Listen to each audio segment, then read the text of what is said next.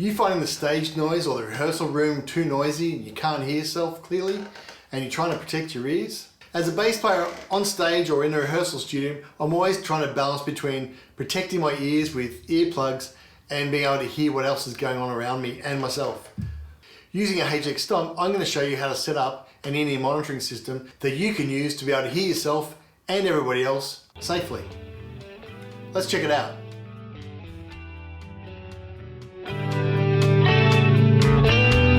So let's have a look at what we're going to configure on the software side of the HX Stomp, and then we'll go and have a look at how we configure the hardware. So as you can see on the screen, I've got my HX Stomp set up that I use for this bass, BB734A, and all I've done is I've added at the end of it this send. So I've got the main left and right going out, which is what the normal path would be, and now what I've done is I've added a break off point or a send to go off out to something else. I've bumped the volume of that send up by 5 so I can get a good signal out to the desk. So that's the one that's going to go to the front of house desk or the mixing desk that's going to then provide me back my in-ear monitoring system. So that's pretty well all we do on the software side. So we're setting a send up there. Because I'm mimicking for the video a front of house desk, I'm using Reaper.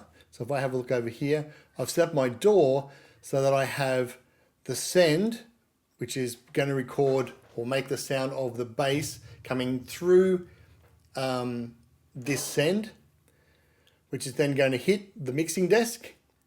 And then I've got the rest of the band playing in the background. I'm simulating that through an MP3 file, but that's where the rest of the band will be coming through. And then I've got a headphone mix, which is coming through to try and capture what you guys are actually going to hear, hopefully. Okay, so let's check out the hardware. Here's my HX Stomp, and I've got it set up as a patch, which we've showed you already. Now what I'm going to do is change the global settings. Work out how to do this one-handed.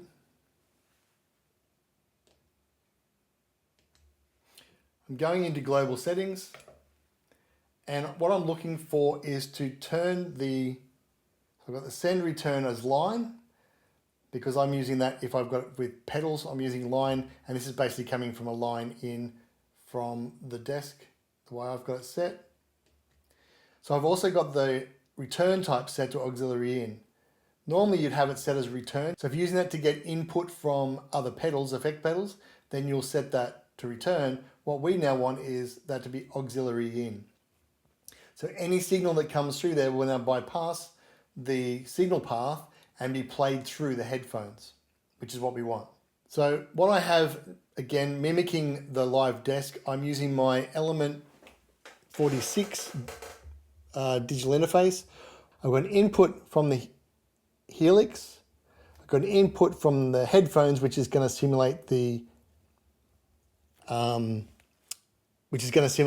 monitors, and I've got a headphone out, which is effectively simulating what's coming from the desk.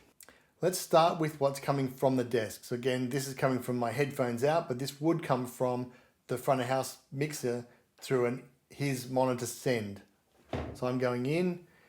Now this could be stereo or mono. Most likely from the desk you're going to get a mono signal, but because it's coming from headphone and I had the cable, I'm using stereo. It doesn't make much difference because the output's going to be mono anyway. Now the next thing I want to do is to connect into the send, a connection sending from here. Remember we set up that send, and we're going to send to the desk.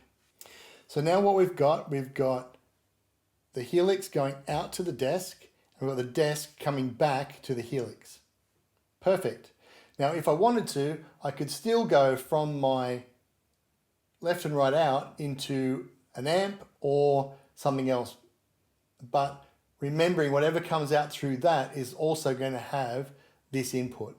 Hence why we've decided to go through a send, because I can bypass the path with the send, otherwise everything's coming through the left and right out. So now I want to be able to hear it. So I could stick an in-ear monitoring system, and I've got another video on in-ear monitoring that we can have a look at later if you're interested. I use the UM4s. It's currently packed up with my full in-ear monitoring system, so I haven't got that here, but here's a picture.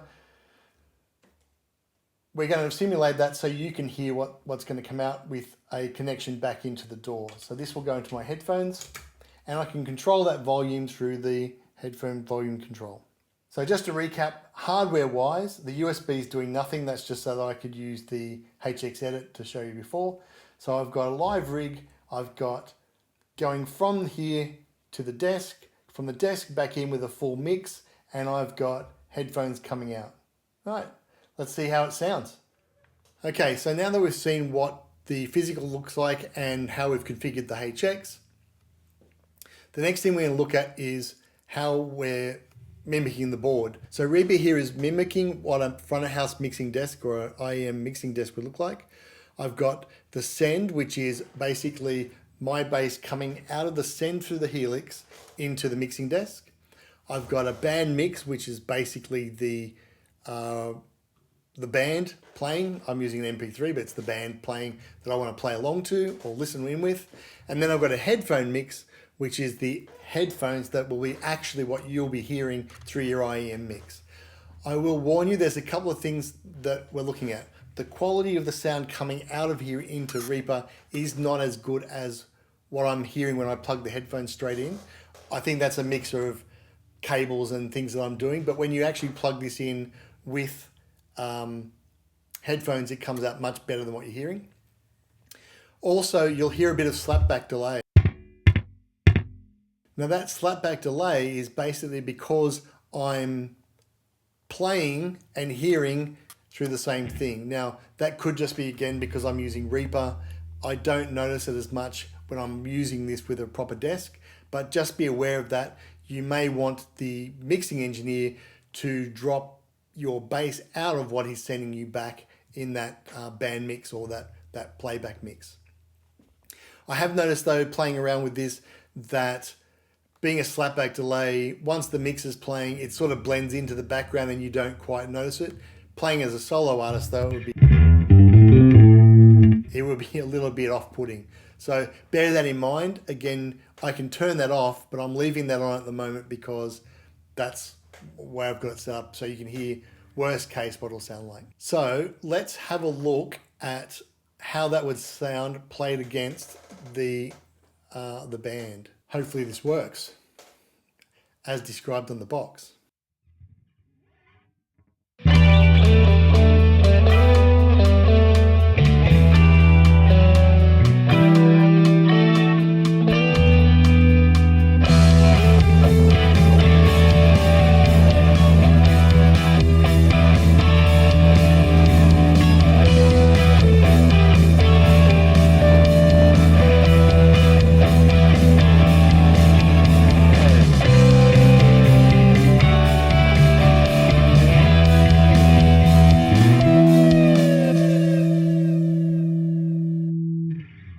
So as you can hear, it's not bad. It's not bad.